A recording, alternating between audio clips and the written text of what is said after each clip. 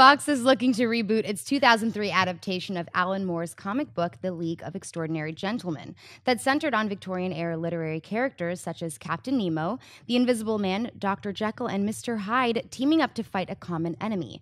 The original film starred Sean Connery and was his last live-action performance on the big screen.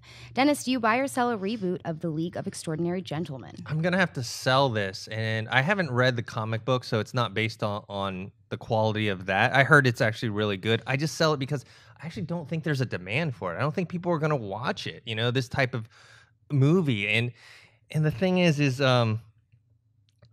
cost $80 million, I think, to make the first one, and it made about 180 worldwide, which isn't bad, but it was critically panned, and so it has kind of what Schnepp calls the stink of failure to it. Yeah. So the brand is tarnished. So when another one comes out, all anyone's going to think about is the really bad Sean Connery one. So I don't know. What do you think, Amy Rose? Yeah, I'm going to sell it because I don't really care that much. But with the stink of failure on it, I guess there's only one way to go up, opposed to Point Break, where I think is a classic. So already my expectations are super low because I'm just like, it's not going to hit the original. So in this case, maybe they will improve upon it. But Sean Connery, I mean, even in a bad role, he's just the best. So if they lined up a really good cast, some of these characters are fairly interesting. It could work, but for now, I just don't need it.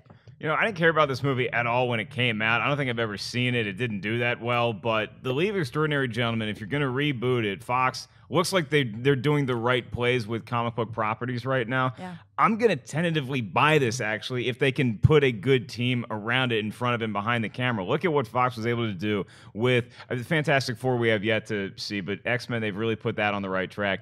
And Kingsman, you can't tell me this doesn't have something to do with Kingsman, because Kingsman is another one that you didn't expect to see that movie do what it did at the box office. And again, it's a classier look for an action film, and I think that this falls into that same category. Plus, when you actually look at it, The League of Extraordinary Gentlemen, the name doesn't sound, it doesn't leap off the poster. When you actually investigate this a little bit, it seems like a really interesting story that I'd want to see done right. And I think that, again, 2003, we were still learning how to make comic book movies and treat the material with respect and not throw a bunch of money at something and hope it pays off with a couple name brand stars on the poster. Now, 2015, I think we know how to do that better, and Fox is one of the better studios at pulling that magic off, so it's a tentative buy for me. And get Matthew Vaughn to direct it. Let's do this. Right. If I remember correctly, Sean Connery passed on playing Gandalf in Lord of the Rings, the trilogy, so he could do this movie.